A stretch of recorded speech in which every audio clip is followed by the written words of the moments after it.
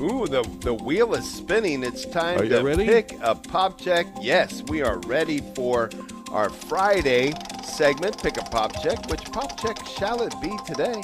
Oh, it's Rachel. Hey. Rachel pop check this morning. Good morning to you, Rachel. How are you this morning? Good morning. I'm doing well. How are you guys?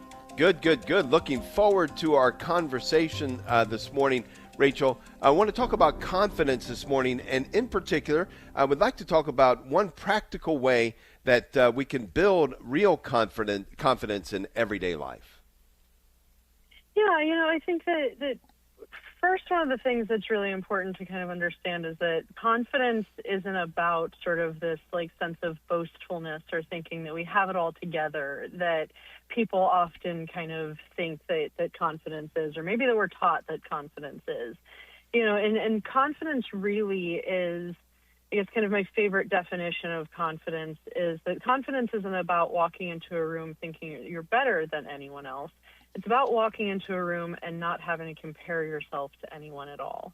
And that's really important because it shifts our perspective of what confidence is and therefore what it means to build confidence. We're not trying to build this sense of, I know everything, I have it all together, I'm never, nervous or stressed or anxious or anything like that. It's more, I need to build this sense of identity in who God created me to be, who I really am, not what I do, but who I am. So this shift to recognizing the gifts and strengths that we were uniquely created with, right? Maybe that's, I'm passionate, or I'm patient, or I'm driven, or I'm a good listener, I'm, whatever those unique strengths are to each person. When we can kind of identify ourselves based off of who we are, those gifts and strengths that we have, we no longer fall into kind of that comparison game. We no longer fall into that feeling of, I can't do this, maybe I'm not ready, I don't know. Because instead we can kind of trust ourselves and say, okay, well, what gifts or strengths do I already have that can help me navigate whatever challenge or opportunity or whatever it is that kind of comes up. And so one of the ways that I really encourage people to work on kind of building this definition of confidence for themselves is to shift their mindset to say, what is one strength that I used today? Not necessarily what's something, that I did that was fantastic and out of the ordinary and wonderful today, but what is one strength that I used? And we can kind of get to that because sometimes that's a hard question for people to answer, especially if they're not used to thinking in this way. So we can kind of get to that by maybe starting with, what is one thing, no matter how big or small it might feel, that I did well today? We start there. And so that's maybe, I comforted my kid when they were upset, or I handled this project at work really well, or I, cleaned up that stack of papers that's been sitting on the counter forever, whatever it is, just kind of being able to say, okay, I did that thing well, that was good. And then we ask ourselves, okay, well, what was the strength that I used to help me do that thing well, right? So I comforted my kid. Maybe I was patient. Maybe I was empathetic. Maybe I was supportive, right? Or I handled that project well at work. Maybe I, thought. Oh, we lost her. We lost her. We lost her. Oh, I don't know what she thought. Did you? Yeah. I'm sure Sean will try to bring her back. Guys, I have to ask because this is something that's been going through my mind, and it'll just take a minute for Sean to bring her back. Mm-hmm. When is it okay not to be good at something? My goodness, this is something that I'm struggling with just in ministry in my life all the time. Mm-hmm. Are we supposed to be good all the time? Everything we do we really have to be successful all the time? And then who's allowed to be just okay?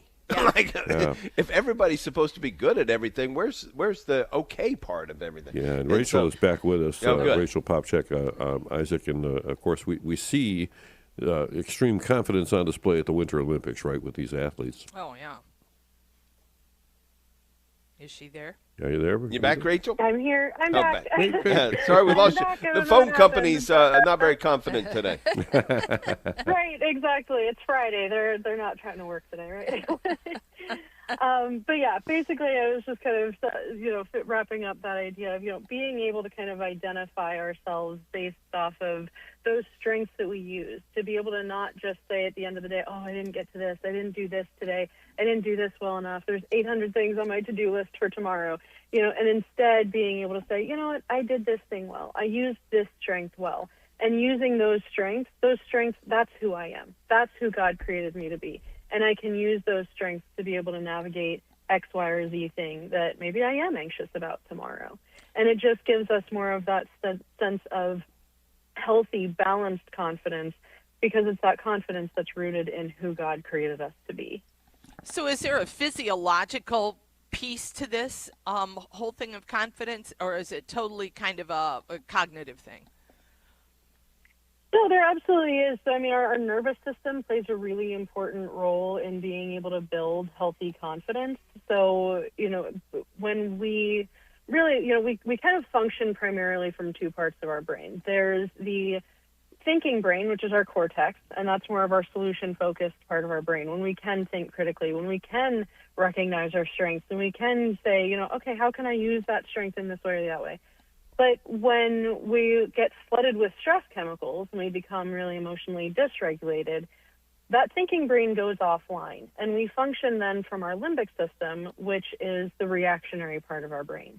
And the reactionary part of our brain, its only job is to detect a threat and get us away from that threat. And so, it operates from the fight, flight, freeze, or fawn reactions, where it's just like, I just have to fix this right now or get away from this right now, and it can't kind of think critically in that way. So if we can really kind of work on that stress management, work on that emotional regulation to be able to calm that nervous system and have a regulated nervous system so that thinking brain can come back online, that's when we can really kind of find and tap into that true healthy sense of confidence. That makes all kinds of sense. I think, you're right. I think obviously it's not one or the other, it's both, right? So it's how do we kind of think ourselves through that so that we can calm down our emotions, right? Our nervous system. Right. It's being able to kind of be regulated enough that we can think in a logical way and really ultimately be able to trust ourselves, and also be able to trust God and know that, hey, He's walking with me, and if I just take this next step, we're going to be able to figure this out together. Beautiful. Yeah, great. Rachel, could you share how people can get in touch with you? You can learn more about my work and all of our work as pastoral counselors at CatholicCounselors.com. You can check out our pastoral telecounseling services and also what I specialize in, which is our faith-based mental performance coaching. Awesome. Rachel Popcak Isaac, thank you so much. I feel much more confident as I enter into the beginning of this day, so thanks. Thank you so much. I hope you guys have a wonderful weekend. Thank you, You too. Rachel.